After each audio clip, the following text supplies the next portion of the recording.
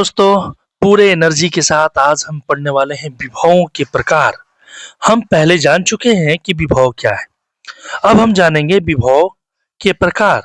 जैसे विभव शून्य भी होता है, ठीक है, विभव धनात्मक भी होता है और विभव ऋणात्मक भी होता है, याद रखिएगा। लेकिन विभव शून्य कब होता है, ठीक है? तो हमने एकदम शॉर्ट में लिखा है, पृथ्वी तथा अनंत पर का विभव शून्य माना जाता है। क्यों माना जाता है? जैसे कि आप नीचे देख पा रहे हैं, पृथ्वी का विभव शून्य होता है, लेकिन कैसे, ये हम थोड़ी देर के बाद डिस्कस करेंगे। दूसरा है धनात्मक विभव। तो पृथ्वी का विभव तो शून्य हमने जान लिया। अब पृथ्वी के विभव से अधिक विभव को धनात्मक विभव कहा जाता है। जैसा कि आप जानते होंगे,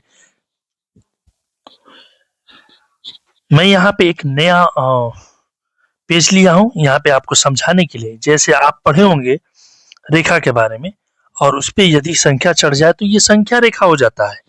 अब संख्या रेखा पर एक निर्देश के लिए हम लोग बिंदु ले लेते हैं, शून्य मान लेते हैं।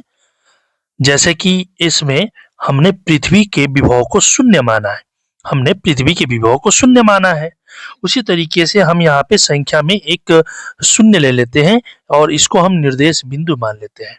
अब इस निर्देश बिंदु के दाईं तरफ 1, 2, 3 रख लेते हैं, जो कि 0 से बड़ा है तो हम इसे धनात्मक कहते हैं, और 0 से अगर छोटा है यहाँ पर जितनी भी संख्या उसे हम ऋणात्मक कह देते हैं। ये धनात्मक हो गया और बाईं तरफ की ऋणात्मक हो गई। अब इसी को हम लोग थोड़ा सा ऐसे करते हैं, ठीक है, इसको ऐसे कर देते हैं, राइट, इसको ऐसे कर देते हैं। अब आप देखिए इस संख्या रेखा को, ये 0 है बीच में, यहाँ पे ये 0 है, 0 है, और इसके ऊपर जो है वो पॉजिटिव है और उसके नीचे जो है वो नेगेटिव है। या फिर से आप कार्तीय तल को याद करें, आपने पढ़ा होगा कार्तीय तल के बारे में। यहाँ पे 2 रेखा ऊर्ध्वाधर है, एक ऊर्ध्वाधर है और दूसरी रेखा क्षैतिज है। जब दोनों एक दूसरे पर इंटरसेक्ट करते हैं, ये मूल बिंदु है। मूल बिंदु इसको क्यों कहा जाता है? क्योंकि सारी की सारी दूरियां यहीं से मापी जाती है, और इसे निर्देश बिंदु भी कह सकते हैं, और यहाँ पे 0 मानी जाती है।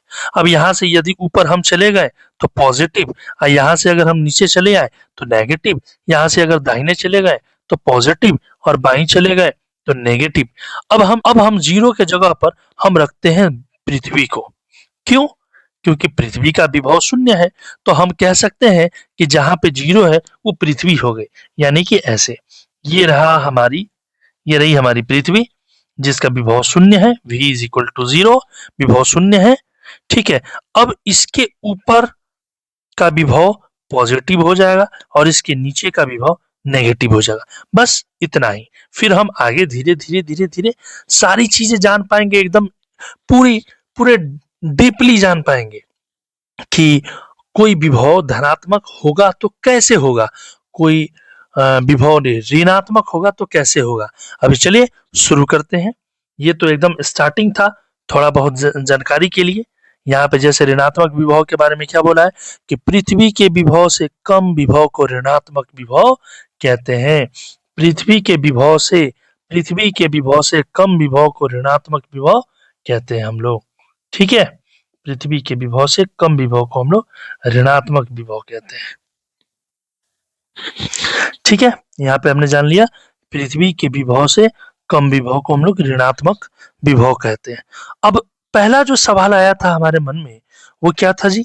सबसे पहला सवाल आया था कि पृथ्वी एवं अनंत पर का विभव शून्य कैसे होता है। इसका जवाब हम लोग जानने का प्रयास करते हैं। तो सवाल हमारे स्क्रीन पे दिख रहा होगा आपको। पृथ्वी का विभव शून्य होता है, लेकिन कैसे? मैं आपको एक एग्जाम्पल के द्वारा समझाना चाह रहा हूं, ठीक है। जैसे यहाँ पे लिखा हुआ है कि पृथ्वी, यानी कि यहाँ पे लिखा है ना यानी कि पृथ्वी, हमारी विशाल पृथ्वी जिसमें अनंत आवेश उपस्थित होता है। अनंत आवेश कैसे, मैं आपको बता रहा हूं। देखिए, आप जब पृथ्वी को बड़े बड़े देखे होंगे आप, टावर लगे होते हैं और उस पर एक धातु का केबल लगा होता है, ताकि जब भी बिजली चमके और बिजली से आने वाली जितनी भी आवेश हो उस टावर पे पड़े तो टावर को नुकसान ना हो, और जितना भी आवेश है उस केबल से होते हुए धरती में चला जाता है। और धरती इतनी बड़ी है कि उतने आवेशों को अपने हर एक कणों में बांट देती है और कणों में ही समा लेती है। तो कहने का अर्थ यह है कि पृथ्वी एक बहुत बड़ी विशाल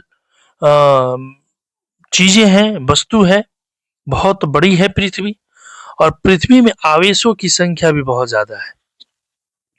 तो इसलिए पृथ्वी का जो आवेश होता है वो उसे अनंत माना जाता है, काउंटिंग नहीं है उसकी। ठीक है, जैसे पृथ्वी से या तो आवेश लिया जाए या फिर से पृथ्वी को आवेश दिया जाए, पृथ्वी में थोड़ा भी चेंजिंग नहीं होती। जैसे कि समुद्र से पानी निकाला जाए या समुद्र में पानी डाला जाए, यानी कि जैसे गर्मी के दिनों में समुद्र का पानी भाप बन के उड़ जाता है और फिर भी समुद्र का जो तल है वो स्थिर रहता है, और बरसात के दिनों में जो पानी है बरसता है और समुद्र में पानी भरता है, फिर भी उसके जल स्तर में कोई भी बदलाव नहीं आता है, वो जल स्तर स्थिर होता है। तो हम ये देख रहे हैं कि समुद्र में पानी उसमें से निकाला जाए या फिर से पानी डाला जाए, उसके जल स्तर में कोई भी परिवर्तन नहीं होता है, कोई भी फर्क नहीं पड़ता है। वो बहुत बड़ा जो है पानी का जो है क्षेत्र है। उसी तरीके से हमारी पृथ्वी भी है, जिसमें आवेशों का भंडार है, आवेशों का ये समुद्र है। इसमें से आवेश निकले या इसमें कई सारे आवेश चला जाए, इसमें कोई भी फर्क नहीं पड़ता है। तो कहा जाता है कि पृथ्वी बहुत बड़ी है और इसमें आवेशों की संख्या अनगिनत है, यानी कि अनंत है। ठीक है, अब जैसा कि हम फॉर्मूला जानते हैं विभव का कि कार्य बटा आवेश होता है, ठीक है, यानी कि W/Q। अच्छा, जो पृथ्वी में आवेश है जो कि अनंत है, हम इसे C से रिप्रेजेंट करते हैं, C से। तो W/Q की जगह पे W/C भी रख सकते हैं, W/C भी रख सकते हैं यहां पर। अब समझिएगा C यानी कि अनंत, तो हम पुट करेंगे उसके वैल्यू को। यहाँ पे आप देख पा रहे पृथ्वी का विभव लिखा हुआ है, यानी कि W/ अनंत, और अनंत का मतलब होता है 1/0। अब हम जानते हैं कि ऊपर W है और नीचे बट्टा में कोई संख्या है, तो सबसे निचली वाली चीज सीधे ऊपर जाकर मल्टीप्लाई करेगी, यानी कि W जो कि वर्क को दर्शा रही है, तो वर्क और 0 में जब गुना होगा और नीचे 1 रहेगा तो ऊपर 0 आएगा, नीचे 1 से कट के फिर ये क्या बन जाएगा, 0। तो हमने यह देखा कि पृथ्वी में आवेश जो है अनंत है और हम उसका विभव निकालने की कोशिश किए हैं। तो फॉर्मूला से जब हमने विभव निकालने का प्रयास किया है तो क्या हमारा आंसर मिला है, 0। इसलिए पृथ्वी पर का जो विभव होता है वो शून्य होता है। यहाँ पे याद रखिएगा C क्या है, पृथ्वी की धारिता है, यानी कि पृथ्वी में मौजूद आवेश है। ठीक है,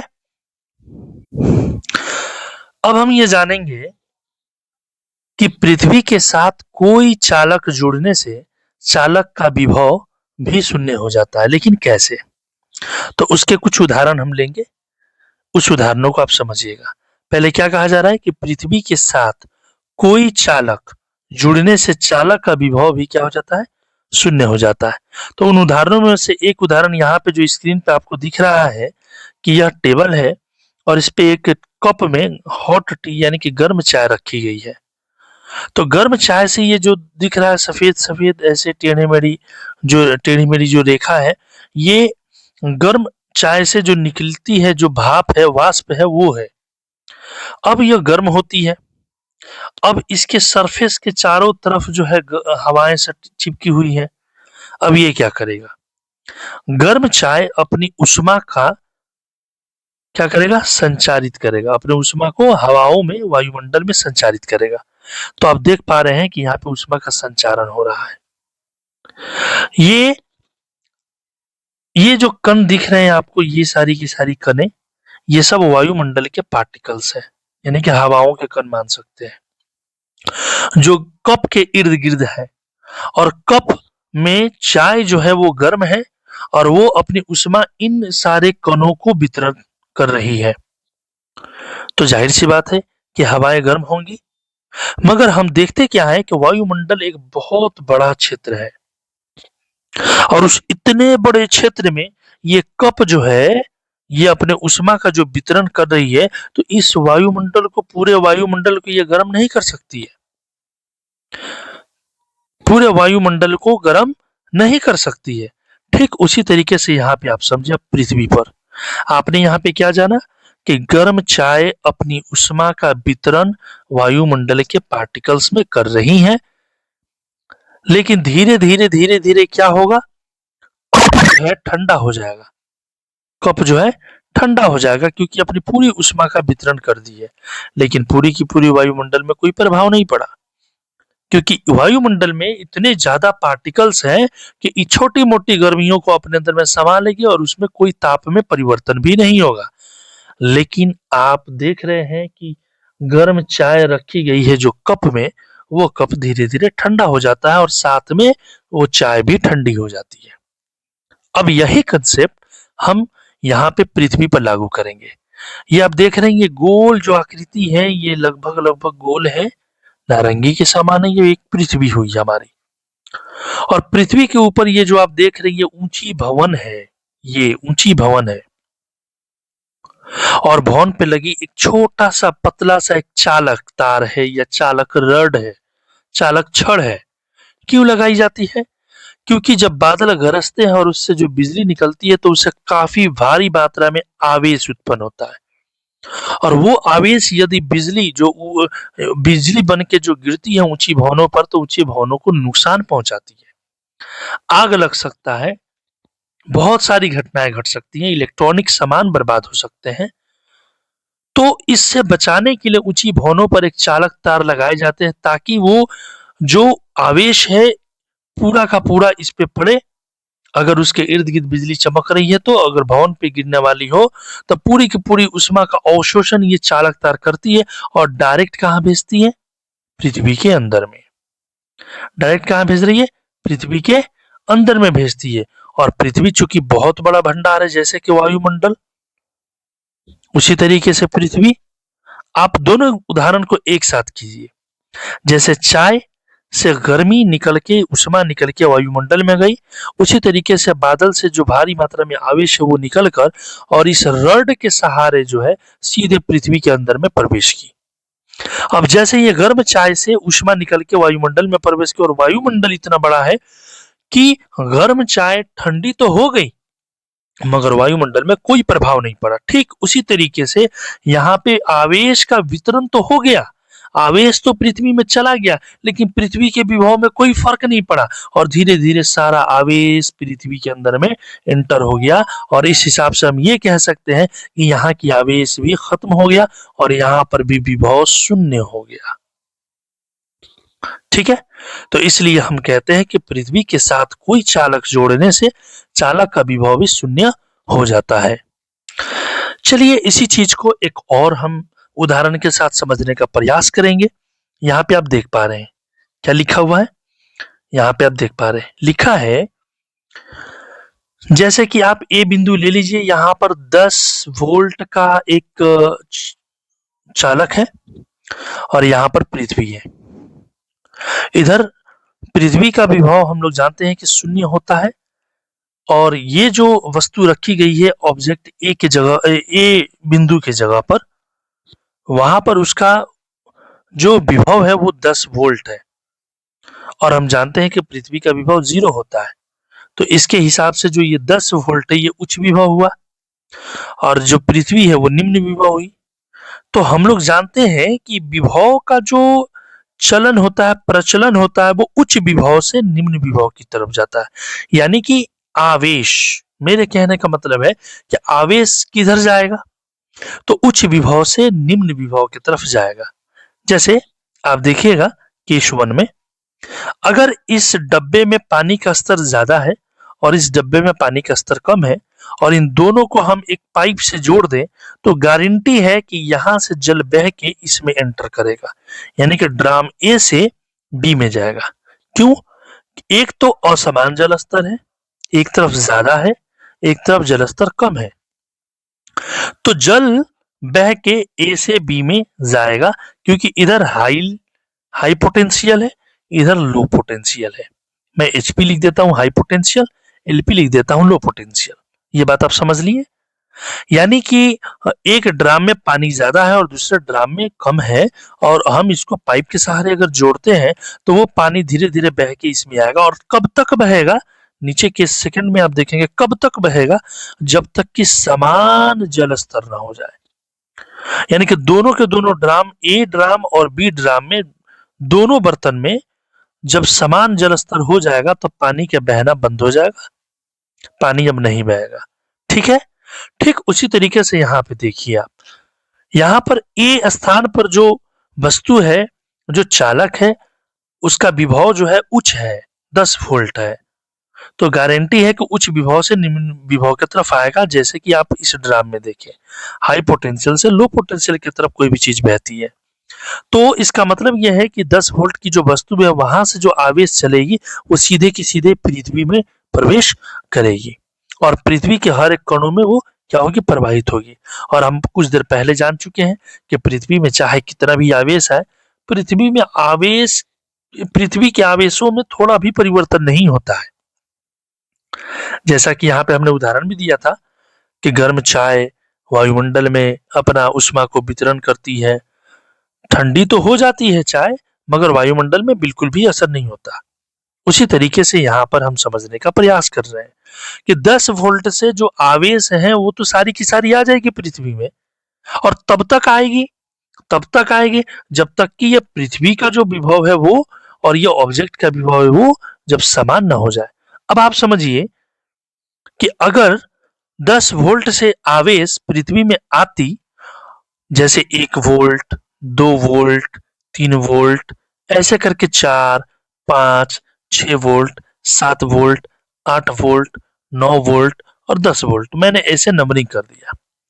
मान लीजिए कि जैसे उस चालक में से निकल के ये पृथ्वी के अंदर में आती और पृथ्वी का विभव यदि बढ़ता, तो जैसे इसमें से 1 वोल्ट आती, 1 वोल्ट इधर प्लस हो जाता, फिर दूसरी वोल्ट आती तो 1 वोल्ट इसमें घटता, 10 में से 2 वोल्ट घटता तो इधर 2 वोल्ट हो जाता।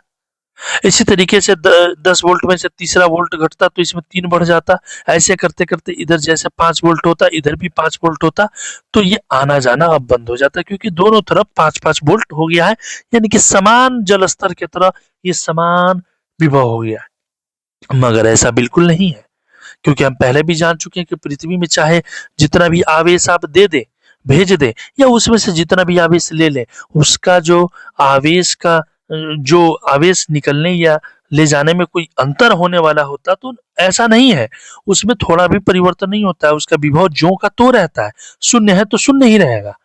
यानी कि इस चालक में से जो विभव है हाई पोटेंशियल, वहां से आवेश बहता रहेगा, बहता रहेगा, बहता रहेगा, पृथ्वी के अंदर में आता रहेगा, और पृथ्वी का विभव जो का त्यों रहेगा। एक वक्त आएगा कि इसमें से पूरा का पूरा आवेश निकल के पृथ्वी के अंदर में आ जाएगा, और ये जो स्थान ए पर जो चालक तार है उसका विभव कम हो जाएगा, यानी कि उसकी पोटेंशियल भी कम हो जाएगी। यानी कि जैसे ये ड्राम में जैसे जल है, जैसे जल बहता है तो धीरे धीरे कम होगा, वैसे इसका भी कम होगा। और कितना कम होगा, ये ड्राम के बराबर और ये ड्राम के बराबर जितना पानी हो जाएगा, समान जल स्तर जब तक हो नहीं होगा तब तक ये बहते रहता है, बहते रहता है। यानी कि जब यह ऑब्जेक्ट ए जो है उसका जब जीरो विभव हो जाएगा ना, शून्य विभव होगा, तब जाके बहना बंद होगा, क्योंकि पृथ्वी का विभव तो शून्य है, दोनों का समान होना जरूरी है। तो हमने यहाँ पे देखा कि पृथ्वी का विभव शून्य है, तो उसके साथ यदि कोई भी चालक तार जुड़ती है, चाहे उसकी विभव जितनी भी हो, तो उसकी भी जीरो होनी ही है, क्योंकि तब तक उसमें से आवेश बहता रहेगा पृथ्वी के अंदर में जब तक कि दोनों का विभव सेम न हो जाए। और पृथ्वी का विभव शून्य है, यानी कि उस चालक तार का विभव आखिरकार शून्य ही होगा। ये बात भी क्लियर हो गया, आप समझ गए। यहाँ पे क्या लिखा है, दो बिंदुओं के बीच आवेश जब तब तक प्रवाहित होती है जब तक कि दोनों बिंदुओं पर एक समान विभव प्राप्त नहीं हो जाता है। आप समझ गए। तो पृथ्वी का विभव हमेशा शून्य होता है, तो तब तक इसमें से आवेश बहता रहेगा जब तक कि इस ऑब्जेक्ट का भी विभव शून्य नहीं हो जाता, तब तक बहता रहेगा। यानी कि बहना तभी बंद होगा जब इसका विभव शून्य होगा। तो जब भी हम पृथ्वी को किसी चालक तार को जोड़ते हैं तो उसका विभव भी धीरे धीरे बाद में शून्य हो जाता है। ठीक है, यहाँ पे क्या लिखा है, तब तक आवेश प्रवाहित होगा जब तक कि वस्तु ए पर का विभव 10 वोल्ट से घटकर शून्य नहीं हो जाता। ठीक है, ये बात क्लियर हो गया। चलिए चलिए इस चीज को अब जानते हैं कि वैद्युत धनात्मक विभव क्या है। हमने ये तो जान लिया कि पृथ्वी का विभव शून्य होता है, तो कैसे होता है। हमने एक न्यूमेरिकल को भी सॉल्व किया, W/Q करके हमने कुछ देर बताया विभव का, W/Q करके, आपको याद होगा। ठीक है, W/Q का मतलब हो W/C, C यानी कि पृथ्वी की धारिता है। अब पृथ्वी की धारिता का मतलब है पृथ्वी में मौजूद आवेशों की संख्या, जो कि अनंत होती है, तो W ऊपर रहेगा और अनंत का सिंबल नीचे। अनंत का मतलब होता है 0/1 और एक जाएगा ऊपर, सॉरी 1/0 होता है, 1/0 होता है, अनंत का मतलब 1/0 होता है, मिस्टेक से लिखाया है 1/0, 0 जाएगा ऊपर, यानी कि ऊपर W इंटू 0/1, इसका मतलब है ऊपर 0 नीचे 1 कट के कैंसिल आएगा और 0, यानी कि पृथ्वी का जो विभव है हमने जान लिया कि शून्य है। अब हम एक एक चीज पढ़े हुए थे सबसे शुरू में ही कि पृथ्वी के विभव से जो बड़ा होता है वो धनात्मक विभव कहलाता है। अब उसका हम कंसेप्ट समझेंगे एक उदाहरण के सहारे। अच्छा, कहीं भी आप सफर करते होंगे तो जैसे कि पुल की ऊंचाई, पहाड़ की ऊंचाई या भवन की ऊंचाई, बड़े बड़े भवनों के और टावर की ऊंचाई जो है आप पढ़ते होंगे, या किसी शहर की ऊंचाई जब आप पढ़ते होंगे तो बोर्ड पे लिखता है समुद्र जल स्तर से इतना ऊंचा है, समुद्र जल स्तर से इतना किलोमीटर या इतना मीटर हाइट है, आपने पढ़ा होगा। आखिर आपने कभी सोचा है कि समुद्र के जल स्तर से ही दुनिया को क्यों मापी जाती है? क्यों समुद्र जल स्तर से ही नापी जाती है? किसी भी चीज को मापी क्यों जाती है समुद्र जल स्तर के ऊपर? तो मैं आपको एक चीज बता रहा हूं, देखिए कोई भी चीज को मापने के लिए एक निर्देश बिंदु का होना सख्त जरूरत है। 9th क्लास में भी आपने पढ़ा होगा कि किसी भी चीज को मापने के लिए एक फिक्स जगह जरूर होनी चाहिए। जैसे मैं एक उदाहरण दे रहा हूं, मान लीजिए कि आप किसी बाजार में गए और आपसे कोई पूछता है क्या फोन पे कि आप कहाँ हो, तो आप कहते हैं मैं सड़क के किनारे हूँ। तो क्या वो सड़क के किनारे या मार्केट में, या सिर्फ कह देना कि फलना चौक पे हूँ, यहाँ पर हूँ, कहने से वो समझ जाएगा क्या? नहीं समझेगा। क्यों नहीं समझेगा? क्योंकि सड़क तो कॉमन है, कहीं भी हो सकता है। पेड़ के नीचे हैं आप, अगर आप ये कहते हैं तो ये भी, किसी की दुकान का, पान की दुकान के आगे हैं, ये भी, ये सारी की सारी चीजें कॉमन चीजें हैं जो हर जगह होती है। तो आपको उसे कुछ ऐसी जगह का नाम बताना होगा जो पहले से सुपरिचित हो, और दूसरा वहीं से सारी दूरियां मापी जाती हो। मिसाल के तौर पर जैसे कि आप किसी रेलवे स्टेशन का नाम ले सकते हैं, किसी मंदिर का नाम ले सकते हैं, किसी मस्जिद का नाम ले सकते हैं, या कोई मशहूर कोई दुकान का नाम ले सकते हैं, जहां जो आपसे पूछ रहा है वो जानता हो उस दुकान के बारे में, उस मंदिर मस्जिद को देखता हो, उस रेलवे स्टेशन का नाम जानता हो, या उस वहां पे गया हो उसके बारे में जानता हो, ताकि वहां से वो आइडिया लगा दे कि आप कहाँ पर है और आपसे वो आसानी से मिल सके। ठीक है, तो आप ये भी जानते होंगे कि किसी भी चीज की दूरी को मापने के लिए एक मूल बिंदु का होना जरूरी है, या एक निर्देश बिंदु का होना जरूरी है, जहां से सारी दूरियां मापी जाती है। जैसे कि जीरो, जीरो से ही सारी दूरियां मापी जाती है, जैसे यहाँ पे 1, यहाँ 2, यहाँ 3, यहाँ 4, यहाँ 5। अब अगर ऐसे आप करते करते जाएं, मैं रेखा लेता हूं और उस पे कुछ पॉइंट को इंगित कर देता हूं, ऐसे ऐसे ऐसे ऐसे। ठीक है, और मैं आपसे पूछूं, जैसे यहाँ पे मैंने एक एग्जांपल लिया है, आप देख सकते हैं, अगर कोई वस्तु ए पर खड़ी हो, कोई आप व्यक्ति ए पर खड़ी हो और उसकी दूरी मुझे मापना हो, तो मैं कैसे करूंगा? इस बिंदु का स्थान निर्धारित कैसे करेंगे हम लोग? समझ में आ रही बात? तो हम कैसे स्थान निर्धारित करेंगे? जैसे एक निर्देश बिंदु लेंगे, जैसे कि बी पर एक निर्देश बिंदु है, और उसको निर्देश बिंदु मानकर, अपने मर्जी से मानकर वहां से हम दूरी बता रहे हैं। अगर मान लिया कि एक जो ये अंकित किया गया अंक जो है वो हर एक एक सेंटीमीटर की दूरी पर ये मैंने कटिंग किया हुआ है, कट किया हुआ है एक एक सेंटीमीटर की दूरी पर। तो बी से मैं कहा हूं? तो दाहिने साइड में हूं। और कितनी दूरी पे हूं? तो 1 2 3 4 5 6 7 8 9, यानी कि ए का स्थान बी से 9 सेंटीमीटर की दूरी पर है।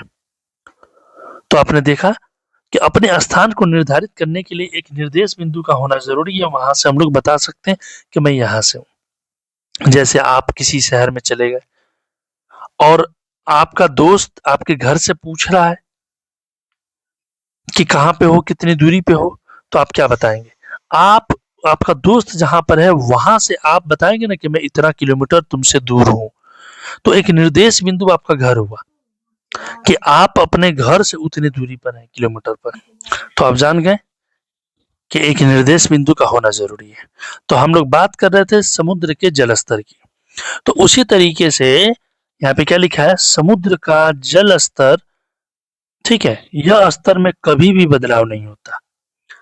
जैसे मैंने कुछ देर पहले भी बताया था कि अगर गर्मी के दिनों में वाष्प बन के और पानी वायुमंडल में चली जाती है तब भी जल के स्तर में कोई बदलाव नहीं। बहुत विशाल स्थान है ना वो, महासागरों से महासागर है हर तरफ, वहां के जल स्तर में कोई बदलाव नहीं होता। फिर यदि बारिश हो जाए, बारिश, तो बारिश का पानी पड़ने के बाद भी समुद्र के जल स्तर में कोई बदलाव नहीं होता, इसलिए उसमें बदलाव नहीं होता। इसी वजह से उसी को हम लोग निर्देश बिंदु मान लेते हैं, उसी को एक लेवल मान लेते हैं और उसी से दुनिया की बड़ी बड़ी चीजों का जो है हाइट मापते हैं। ठीक है। अब समुद्र का जल स्तर या स्तर में कभी भी बदलाव नहीं होता, इसलिए किसी वस्तु की ऊंचाई मापने के लिए समुद्र के जल स्तर से तुलना करते हैं। ठीक है। समुद्र का जल स्तर, अब ऐसा क्यों करते हैं समुद्र के जल स्तर से, ये तो हमें समझ में आ गया कि उसका जल स्तर हमेशा एक लेवल होता है। लेकिन मैं एक और उदाहरण के साथ आपको समझाना चाह रहा हूं, वो आप समझिएगा जरूर।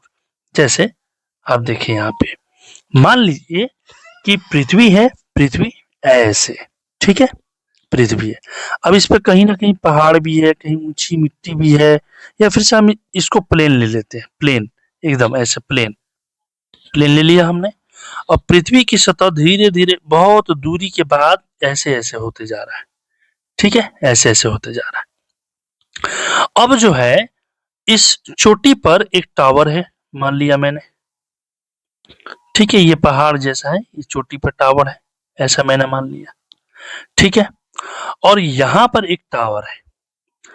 ठीक है, अब अगर हम एक हॉरिजॉन्टल लाइन खींचते हैं यहां से, तो आप देख पा रहे हैं हॉरिजॉन्टल लाइन जो हमने खींचा, तो हॉरिजॉन्टल लाइन के अकॉर्डिंग हमने देखा कि यहाँ पे जो इसकी हाइट है ये ज्यादा है इसकी हाइट से, इसकी हाइट से, क्योंकि इसकी हाइट तो सेम इतनी है, इसकी हाइट कम है।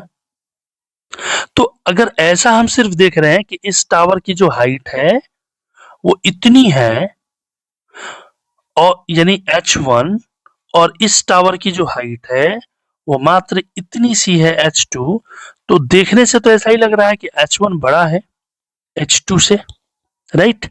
H1 बड़ा है H2 से, हम इसको एक तरफ कर देते, कंफ्यूजन नहीं होगा। H2 से बड़का है H1, ठीक है।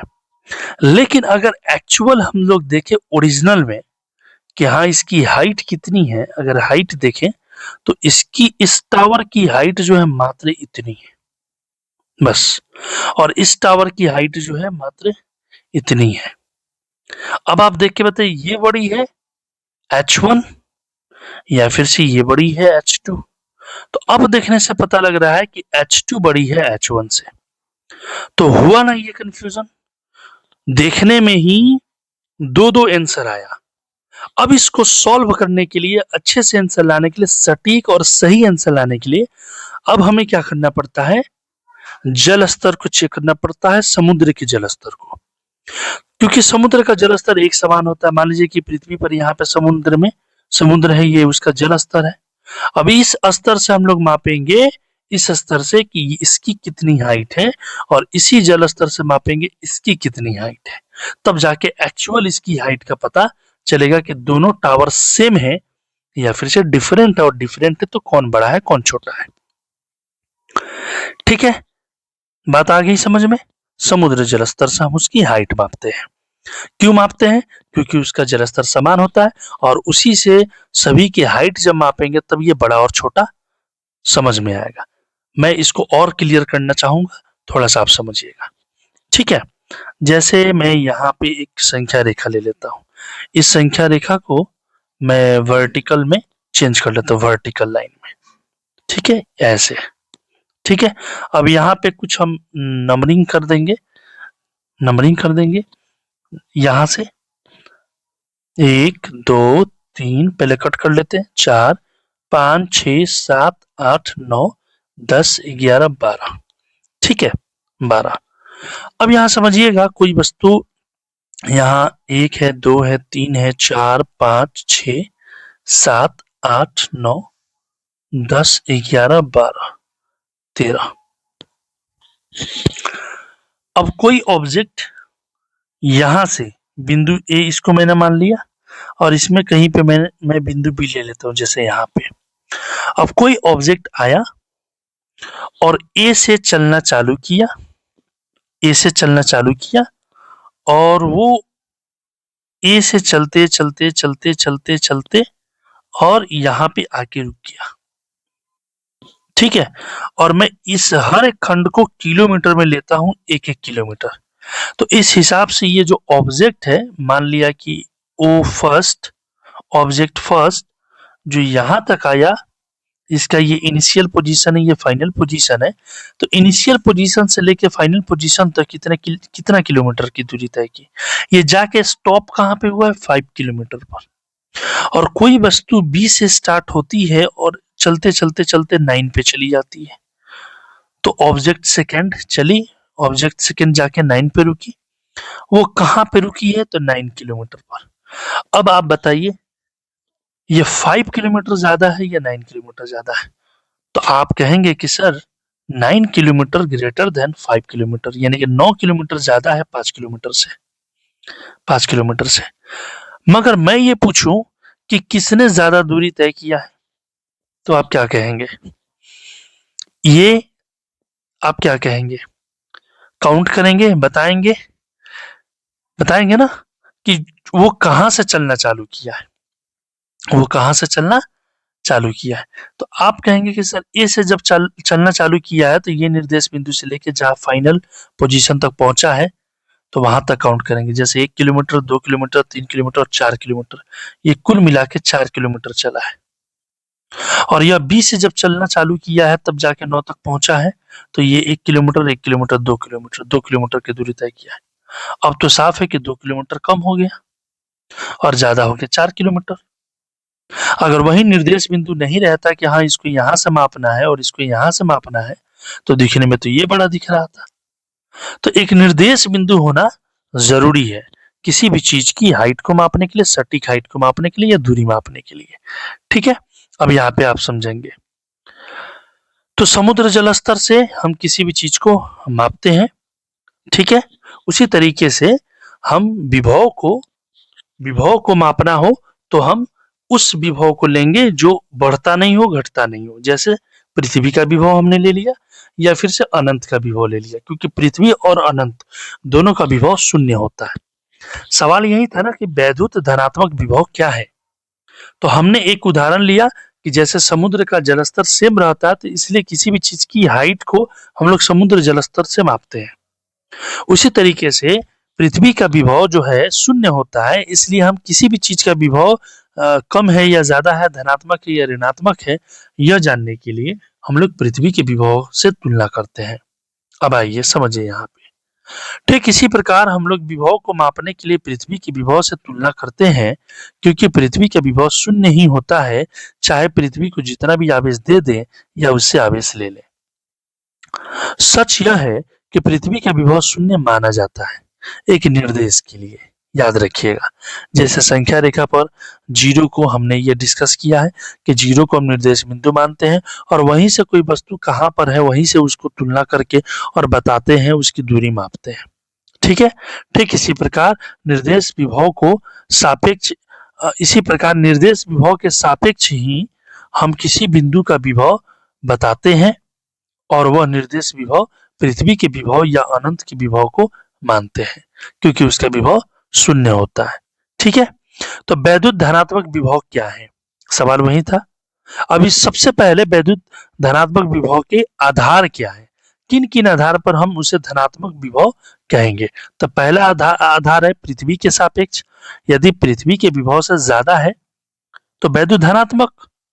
ठीक है, तो पहला जो है हम लोगों का आधार पृथ्वी वैद्युत धनात्मक विभव के धनात्मक कहने का जो आधार चाहिए कि किस आधार पर हम उस विभव को धनात्मक कहेंगे, उसका पहला आधार क्या है, पृथ्वी के सापेक्ष। इसको हम लोग समझेंगे। क्या लिखा है पृथ्वी के सापेक्ष में? पृथ्वी के विभव के सापेक्ष जब किसी बिंदु पर पृथ्वी से अधिक विभव होता है तब वह विभव वैद्युत धनात्मक विभव कहलाता है। ये हो गया पृथ्वी के विभव के सापेक्ष। दूसरा है हम किस आधार पर कहेंगे कि विभव धनात्मक है, तो कार्य के आधार पर। ये थोड़ा सा लंबा है, आप समझेंगे इसको अच्छे से, यहाँ पे समझिए। दूसरा क्या है, कार्य के आधार पर हम यह तय कर पाएंगे कि वो जो विभव है वो धनात्मक है या ऋणात्मक है। चलिए समझते हैं। यदि विद्युत क्षेत्र में किसी धनात्मक आवेश को अनंत से किसी बिंदु तक लाने में किया गया कार्य धनात्मक हो तो उस बिंदु का विभव धनात्मक होगा। यहाँ पे एक शब्द है, यदि कार्य धनात्मक हो तभी हम उस विभव को क्या कहेंगे, धनात्मक विभव कहेंगे। क्योंकि देखिए विभव का जो सूत्र होता है वो W/Q होता है, तो इसमें W का पॉजिटिव होना जरूरी है। अगर W पॉजिटिव है तो विभव भी क्या होगा, पॉजिटिव होगा। तो सबसे पहले हम समझेंगे यहाँ पे इस स्टेटमेंट का मतलब क्या है, ये समझेंगे। जैसे देखिए यहाँ पर एक क्या है, चालक तार है। ये जो आप देख पा रहे हैं ये चालक तार है और ये वाला हिस्सा अनंत है। ठीक है, अब चालक तार है तो उसमें क्या है, एक पॉजिटिव आवेश तो रहेगा और अनंत से क्या किया जा रहा है, पॉजिटिव आवेश को लाया जा रहा है खींच कर। अच्छा, दोनों अगर समान आवेश है तो जाहिर सी बात है क्या करेंगे जी, प्रतिकर्षण बल लगाएंगे और प्रतिकर्षण बल क्या करेगा, दोनों के एक दूसरे को दूर भगाएगा। लेकिन हमको इसको क्या करना है, बाहरी फोर्स लगा के इस क्यू आवेश को, जो धन आवेश है, उसको इस क्यू आवेश की तरफ लाना है बाहरी फोर्स लगाकर, बाहरी फोर्स लगाकर। ठीक है, अब बाहरी फोर्स को जब लगा के इसको हम इस धन आवेश के करीब लाएंगे तो हमने क्या देखा, कोई ऑब्जेक्ट है उसको हमने फोर्स लगाया और उसी दिशा में विस्थापन हो गया। विस्थापन माने गति करके वो आगे की ओर बढ़ गया। जिधर हमने बल लगाया उसी दिशा में विस्थापन हो गया। तो जिधर हमने बल लगाया और उसी दिशा में विस्थापन हो गया तो इसी को हम लोग कहते हैं कि यह जो कार्य है वो धनात्मक हो गया। अब कैसे धनात्मक हुआ, हम कार्य को अभी समझेंगे।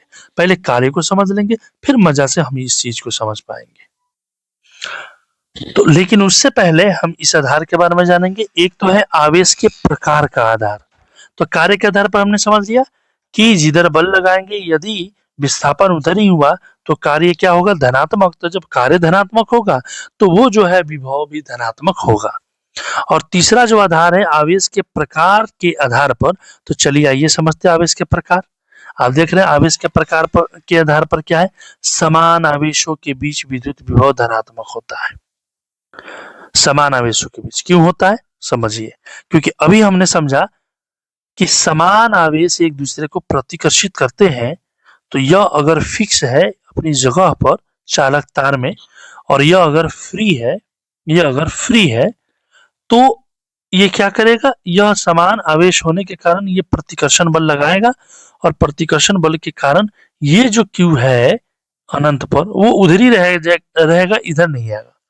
लेकिन फिर भी हम क्या करेंगे, इस क्यू ऋणात्मक आवेश को हम बाहरी एक्सटर्नल फोर्स करके और इसको इस विद्युतीय क्षेत्र के अंदर में हम लाने का प्रयास करेंगे और वो आएगा भी।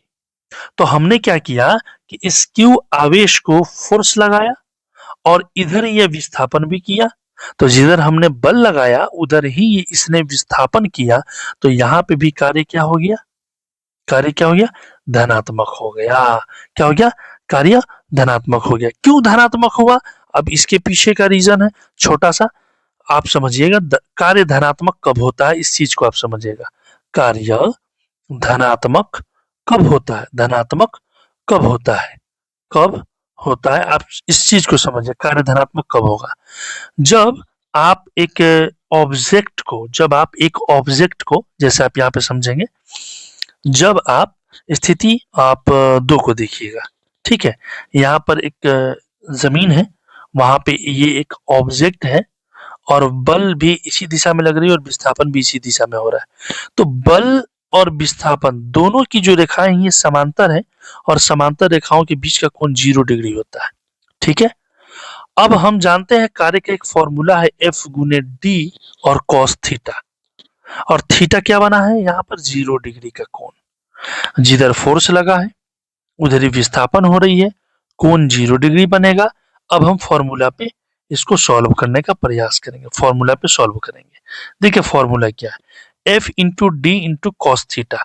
F के जगह F, D विस्थापन को सूचित करता है, D का D, और cos थीटा के जगह पर cos 90 आएगा, सॉरी cos 0 डिग्री आएगा, 0 डिग्री, क्योंकि यहाँ पे कोण कितने का बना है 0, और cos 0 डिग्री की जो वैल्यू है वो होती है 1। तो इस हिसाब से cos 0 डिग्री की जगह पर क्या रहेगा 1, और जब मल्टीप्लीकेशन होगा तो क्या आएगा केवल एफ डी, और वो भी 1 क्या है धनात्मक में है, पॉजिटिव में है तो प्लस एफ डी। तो यहाँ पे कार्य क्या हुआ धनात्मक हुआ। ये गणितीय रूप में बताया गया है, गणितीय रूप में बताया गया है, ठीक है? तो हम लोग ऋणात्मक के बारे में बाद में बात करेंगे, अभी हम लोग धनात्मक के बारे में हमने बात किया, ठीक है? तो कार्य धनात्मक कब होता है ये हमने समझा। चलिए आते हैं अपने फिर ऊपर जहाँ पे हम समझ रहे थे इस चीज को। तो हमने क्या देखा कि यहाँ पर Q आवेश जो है वो क्या है नेगेटिव है, यानी कि ये ऋण आवेश है, और ऋण आवेश को ऋण आवेश वैद्युतीय क्षेत्र में लाना हो तो समान आवेश होने के कारण ये प्रतिकर्षित करेंगे, और हम क्या लगाएंगे फोर्स, और फोर्स लगा के उस विद्युतीय क्षेत्र में लाने का प्रयास करेंगे, और वो इसी एक्सटर्नल फोर्स यानी कि बाहरी फोर्स के कारण ये विद्युतीय क्षेत्र में ये आएगा, यानी कि जिधर हमने फोर्स लगाया उधर ही विस्थापन हो गया। तो तो कार्य क्या हो गया यहाँ पे, अभी अभी हमने समझा कि जिधर बल लगाई जाए उधर विस्थापन हो तो कार्य वहां पे पॉजिटिव हो जाता है, और जब कार्य पॉजिटिव हुआ तो अगर हम यहाँ पे विभव निकालेंगे तो W प्लस में हो गया, Q चाहे कुछ किसी भी चीज में हो Q, तो जब हम कैंसिल करेंगे तो यहाँ पे विभव हुआ सो धनात्मक हुआ। तो आवेश के प्रकार के आधार पर भी निर्भर करता है, अगर आवेश समान हो तो वहां पे विभव धनात्मक होगा, और दोनों प्लस हो तब भी वही सिचुएशन है। ऊपर भी हम लोग डिस्कस किए यहाँ पे कि दोनों प्लस है तो कार्य धनात्मक होगा, और यहाँ पे दोनों यदि माइनस में हो तब भी कार्य धनात्मक में होगा, यानी कि विभव धनात्मक होगा। तो आप समझ चुके हैं ये तीनों का तीनों आधार। पहला पृथ्वी के सापेक्ष, मैं इस चीज को समराइज कर देता हूं कि वैद्युत धनात्मक विभव कब होगा, यानी कि विभव धनात्मक कब होगा जब पृथ्वी के विभव से अधिक विभव होगा। कार्य के आधार पर का मतलब क्या हुआ, कार्य के आधार का मतलब क्या हुआ, यहाँ पे लिखा गया है कि जब जब कार्य धनात्मक होगा तो समझिए विद्युत जो होगा विभव वो भी धनात्मक होगा, और आवेश का प्रकार जब समान आवेश होगा तो आप समझ लीजिए कि वहां पे भी विभव क्या होगा धनात्मक होगा, ठीक है? अब हम चलेंगे विभव ऋणात्मक कब होता है, क्योंकि विभव तो शून्य भी होता है हमने समझ लिया पृथ्वी में, विभव धनात्मक भी होता है, हमने तीनों के तीनों आधार समझ लिए। पृथ्वी से अधिक हो तब, कार्य जब धनात्मक हो तब, ये समान आवेश हो तब, ये भी हमने समझ लिया। अब हम ये समझेंगे कि वैद्युत धनात्मक विभव के जगह पर वैद्युत ऋणात्मक विभव कब हो जाता है, यानी कि विभव ऋणात्मक कब होता है। तो अभी हमने समझा, इसी का विपरीत समझ लीजिए, पृथ्वी के सापेक्ष में आएगा जब पृथ्वी के विभव से कम विभव होगा तो समझिएगा कि वहां पर विभव ऋणात्मक हो गया। और जब कार्य के आधार की बात है कि जब हमारा ऋणात्मक आएगा तब हमारा विभव ऋणात्मक हो जाएगा। और आवेश के प्रकार का मतलब है कि जब असमान आवेश होगा तब भी हमारा कार्य जो होगा वहां पे ऋणात्मक होगा, और असमान आवेश होने के कारण वो हम डिटेल में समझेंगे, ठीक है, कि वैद्युत ऋणात्मक विभव कैसे होता है, ठीक है? जैसे इसको हमने समझा वैसे उसको भी हम समझेंगे। चलिए समझते हैं। हम समझेंगे विद्युत ऋणात्मक विभव किसे कहते हैं। हमने पहले जान लिया कि विद्युत विभव शून्य भी होता है, विद्युत विभव धनात्मक भी होता है। अब हम ये जानेंगे विद्युत विभव ऋणात्मक भी होता है तो कैसे होता है। तो तीन आधार थे, एक तो पृथ्वी के सापेक्ष, तो मैंने बता दिया कि जब किसी बिंदु पर पृथ्वी से कम विभव होता है, पृथ्वी से कम विभव होता है, तो वो वहां पर वैद्युत ऋणात्मक विभव कहलाता है। ठीक है। दूसरा जो है कार्य के आधार पर, तब कार्य को समझना जरूर है कि कार्य के आधार पर से क्या मतलब है। यानी कि जब कार्य ऋणात्मक होगा ना, तो विद्युत विभव भी ऋणात्मक ही होगा, ये समझ लीजिए। अब हम यह समझेंगे कि कार्य ऋणात्मक कब होता है। ये 9th क्लास का भी टॉपिक है कि कार्य ऋणात्मक कैसे होता है, इसको समझना है। लेकिन अभी हम 9th को नहीं पढ़ रहे हैं, हम 10th को पढ़ रहे हैं। फिर भी हम 9th के इस कंसेप्ट को जरूर समझेंगे ताकि ये बात क्लियरली समझ में आए।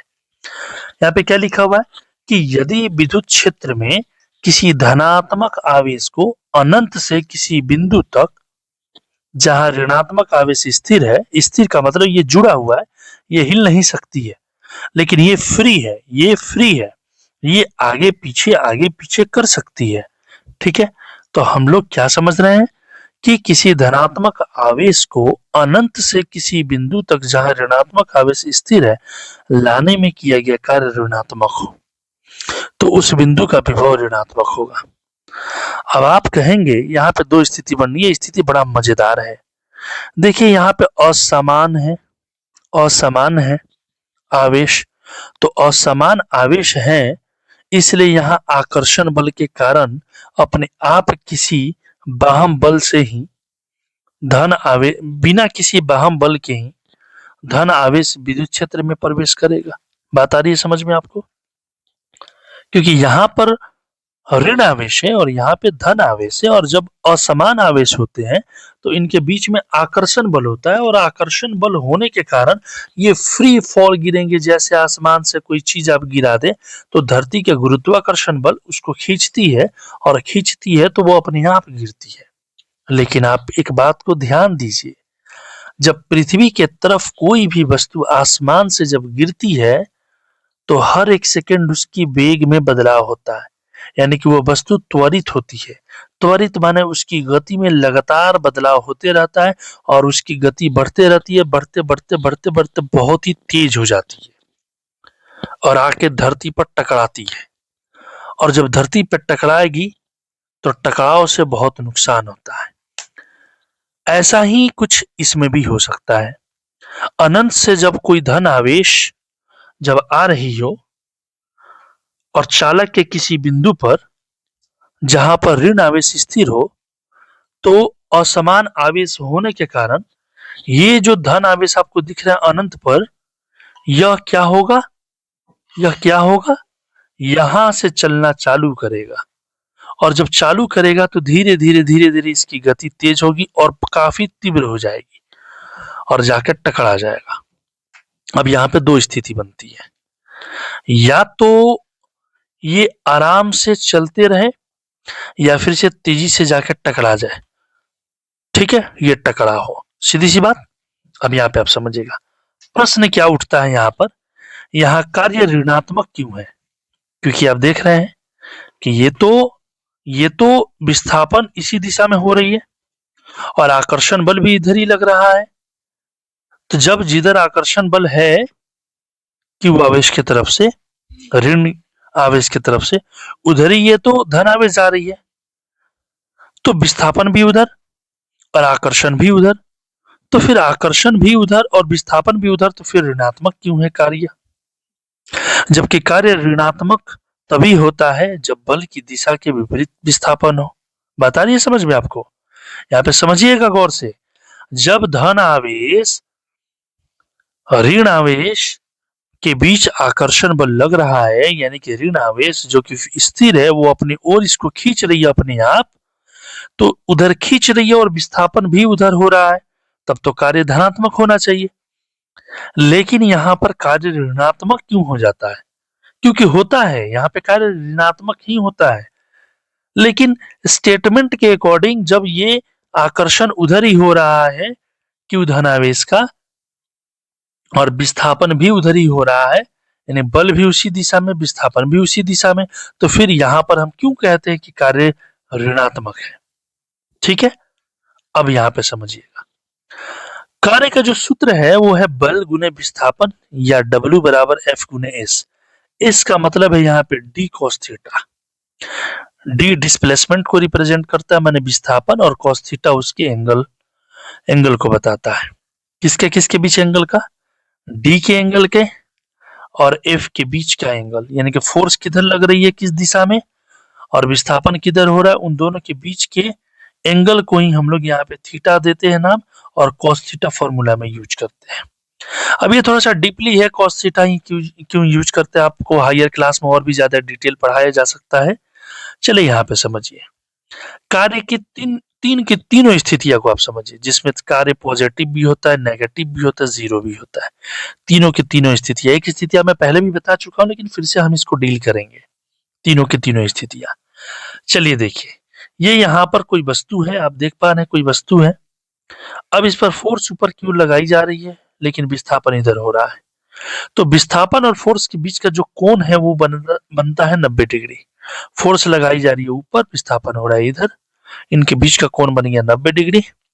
अब हम जो फॉर्मूला हमने बताया था W बराबर एफ एस या फिर से एफ डी कॉस थीटा, हम उसका प्रयोग करेंगे। F D cos theta, F D और कॉस थीटा के जगह पर एंगल कितना बनना है जी? 90 डिग्री। तो हम जानते हैं कि कॉस जो 90 डिग्री होता है उसका वैल्यू जो होता है वो कितना होता है? 0। कॉस 90 डिग्री का वैल्यू क्या होता है? 0। अब हम एफ के एफ, डी के डी और cos 90 के जगह पर हम क्या लेंगे जी? 0। तो आफ्टर ऑल मल्टीप्लीकेशन होने के बाद क्या बनेगा? 0। तो यहाँ पे कहा जाएगा फिजिक्स के नजर में कि कार्य शून्य हुआ, यानी कि कार्य 0 हुआ, नहीं हुआ। पहली स्थिति ये है। दूसरी स्थिति जिस पर हम पहले भी बात कर चुके हैं कि अगर फोर्स हम लगा रहे हैं जिस दिशा में, उसी दिशा में अगर डिस्प्लेसमेंट हो रहा है, विस्थापन हो रहा है, तो समझिए फोर्स और डिस्प्लेसमेंट के बीच का जो कोण है वो क्या बनेगा जी? 0 डिग्री, क्योंकि दोनों ही पैरेलल है, समांतर है, और समांतर रेखाओं के बीच का कोण 0 डिग्री होता है। तो जब फॉर्मूले पर हम रखेंगे F गुने D गुने cos थीटा का मतलब cos 0, और cos 0 का वैल्यू 1 होता है, वो भी पॉजिटिव में 1 प्लस 1। तो F के F, D के D और cos थीटा के जगह पर cos 0 और cos 0 के जगह पर आएगा 1, यानी 1 रखने पर प्लस FD आएगा, यानी कि यहाँ पे कार्य धनात्मक होता है। कब? जब बल की दिशा में विस्थापन हो तब। और ऊपर हम लोग पढ़े हैं कि जिधर आकर्षण बल है उधर ही ये विस्थापित भी हो रही है, फिर भी यहाँ पे कार्य नेगेटिव क्यों है, इसी के बारे में तो हम लोग चर्चा करने वाले हैं। इंटरेस्टिंग है ना? इंटरेस्टिंग है। चलिए तीसरी स्थिति समझिए। बल लगाई जा रही है इधर, आप एरो का निशान देख रहे हैं, लेकिन विस्थापन हो रहा हो इधर, उल्टा उसके विपरीत में। तो एक यहाँ है और एक इधर है, तो इनके बीच का जो कोण बनता है वो कितना बनता है? 180 डिग्री। तो कार्य का फॉर्मूला जो है वो है F गुने D cos थीटा। तो एफ डी कॉस 180, और कॉस जो 180 डिग्री का मान है वो -1 होता है। अब इसके जगह पर हम रखेंगे -1, और -1 से जब मल्टीप्लाई होगा तो एफ डी माइनस में आएगा, यानी कि यहाँ पे कार्य क्या हुआ जी? ऋणात्मक हो गया।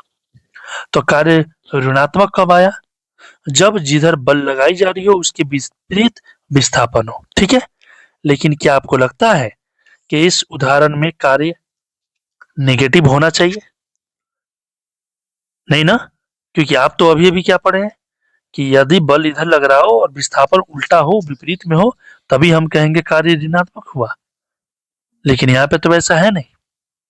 अब मजा आएगा आपको ये बात समझने में कि आखिर ऐसा क्यों हमने कहा कि यहाँ पे कार्य ऋणात्मक होगा।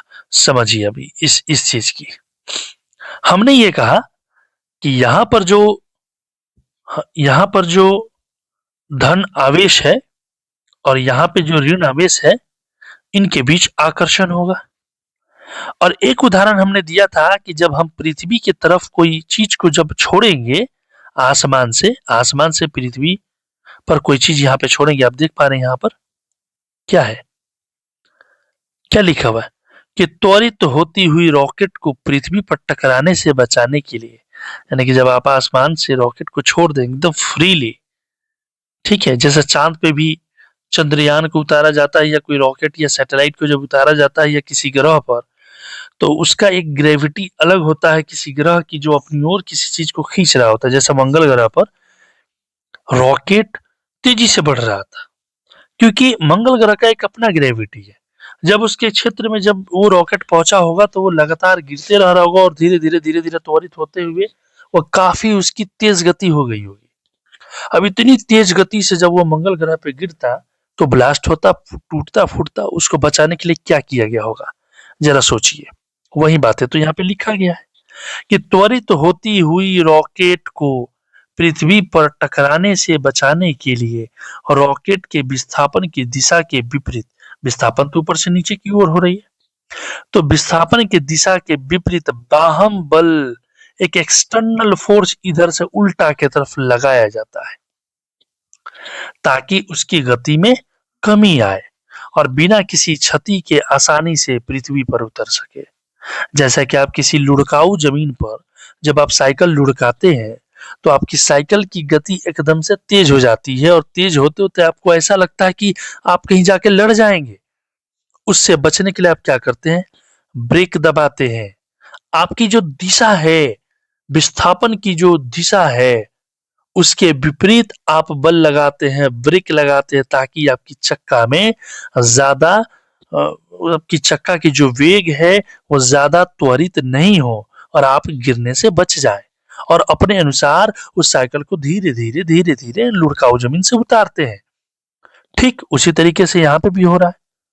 इसके लिए रॉकेट के पीछे मजबूत कपड़ा निकलता है जो हवा के कारण विस्थापन के विपरीत बल लगाता है, या फिर से रॉकेट को उल्टा कर दिया जाता है, इस रॉकेट को उल्टा, और पीछे से गैस निकाली जाती है। अब जैसे ये मंगल ग्रह है, यहाँ पे कोई रॉकेट लगातार गिर रही है, अब इस रॉकेट को उल्टा कर दिया जाएगा यानी कि ऐसे, और यहाँ से ऊष्मा या जो भी एनर्जी है उसके पास फ्यूल वो निकाला जाएगा ताकि यानी कि इसकी ग्रेविटी इस रॉकेट को अपनी ओर खींच रही है और ये उल्टा होके हल्का हल्का बल आगे की ओर लगाएगा। अब आगे की ओर बल लगा रहा है और ये पीछे की ओर खींच रहा है, यानी कि मान लीजिए थोड़ी देर के लिए कि ये 30 न्यूटन का फोर्स लगा के किसी वस्तु को खींच रही है और इधर जो है 20 न्यूटन का फोर्स उल्टा लग रहा है। अगर ये नहीं लगाए तो 30 न्यूटन के फोर्स से ये सीधे नीचे की ओर आके धाम से गिरेगी।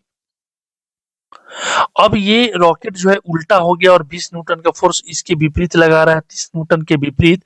अब दोनों के बीच का माइनस होगा तो मात्र 10 न्यूटन के फोर्स से ये रॉकेट गिरेगा। पहले गिरता 30 न्यूटन के फोर्स से, अब उल्टा होके 20 न्यूटन विपरीत में लग रहा है तो 30 न्यूटन में से माइनस हो जाएगा 20 न्यूटन क्योंकि उल्टा लग रहा है बल। अब यहाँ पे 10 न्यूटन रिजल्टेंट फोर्स हुआ, तो मात्र ये रॉकेट 10 न्यूटन से गिरेगा तो थोड़ा सा कम क्षति करेगा। ठीक है, आप साइकिल वाला भी एग्जांपल समझ लिए, रॉकेट वाला भी एग्जांपल समझ लिए। अब आपको समझ में आया होगा कि यदि ये जो धन आवेश है इसको ऐसे ही फ्री छोड़ दिया जाए तो अनंत से जाते जाते इसकी आवेश तक काफी उसकी गति में तेजी हो जाएगा और वो जाके धड़ाम से लड़ेगा।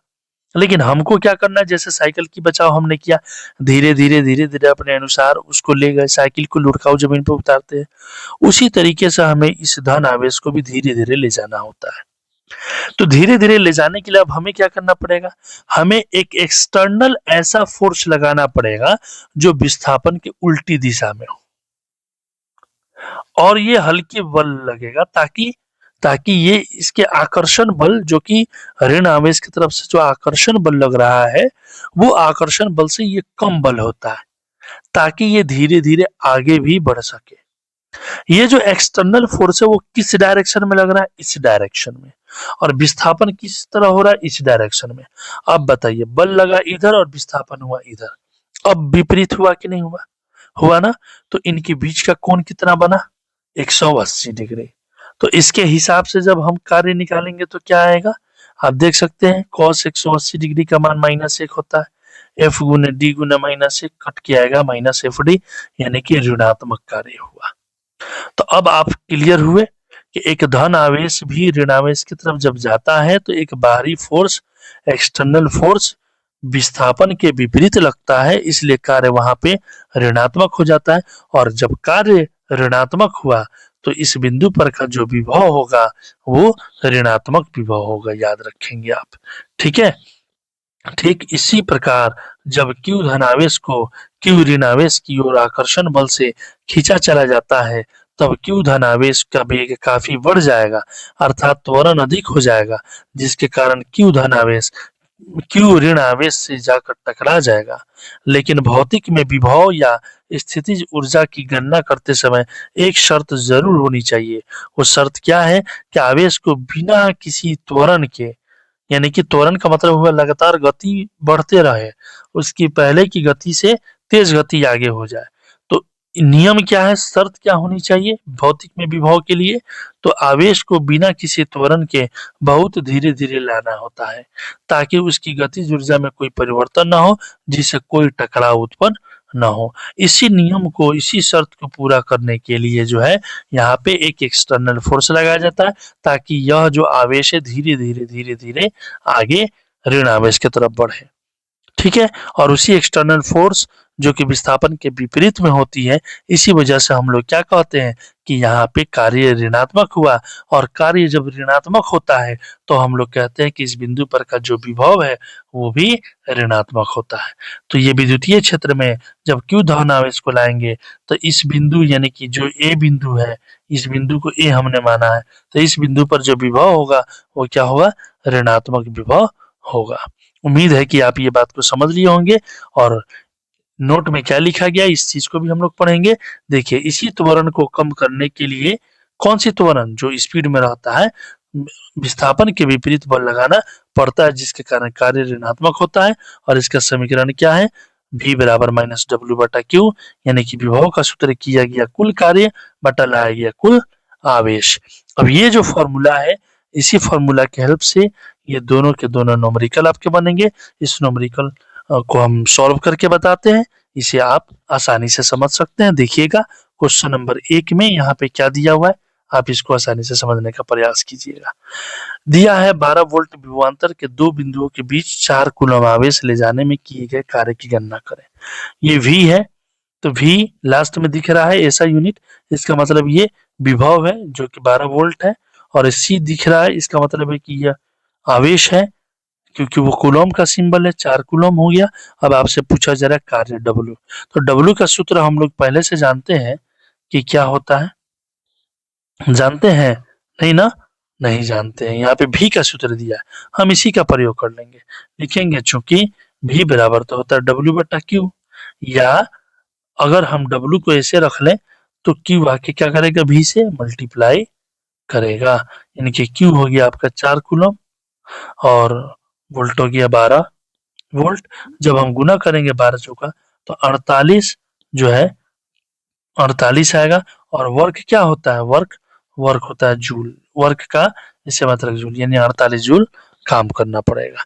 ठीक है, एक और क्वेश्चन है, बड़ा ही आसान सवाल है ये भी। 8.0 मिली कूलम है यहाँ पे, 8.0 मिली कूलम है। तो मिली कूलम का मतलब क्या होता है, इसको तो कूलम चाहिए, ये तो मिली कूलम है। तो मिली कूलम को कूलम में बदलने के लिए 8.0 दिया, उसको हम 1000 से भाग देकर सीधे कूलम बना लेंगे, 1000 से भागा देके पॉइंट कटेगा, पॉइंट के बाद कोई जीरो का कोई वैल्यू नहीं, 8 8 है ऊपर और नीचे 1000 है, ये आपका जो है मिली कूलम हो गया। और पी तक लाने में, उस आवेश को पी तक लाने में किया गया कार्य 0.96 जूल है। तो ये आपका हो गया 8/1000 जो हुआ वो क्या हुआ, तो ये हुआ आपका आवेश, यानी कि Q बराबर इतना C। तथा जो वर्क है वो है 8 दशमलव नहीं 0.96 जूल है। और हमें क्या निकालना है, विद्युत विभव क्या होगा, यानी कि V बराबर निकालना है। तो V बराबर फॉर्मूला तो वर्क बाई Q, तो वर्क है 0.9 जूल, और यहाँ पे Q कितना है 8/1000। तो ये 8 ऊपर चला जाएगा गुना होने के लिए 0.9 में 1000 से गुना हो जाएगा, और यहाँ पे 8। तो जब 1000 से गुना होगा तो एक अंक है तो एक जीरो से खत्म हो जाएगा, तो ऊपर बचेगा 900, नीचे बचेगा 8। घटाने के बाद जो आंसर आएगा वो आपका आंसर होगा 8 एकम 8, और एक बचा 10 8 एकम 8, 8 दूनी 16, 8 पंचे 40, 112.5। आप यहाँ पे ट्राई कर सकते हैं भागा देकर भी, 8 से 8 एकम 8, 1 0, 8 एकम 8, 2 0, 8 दूनी 16, 4 8 पंचे 40।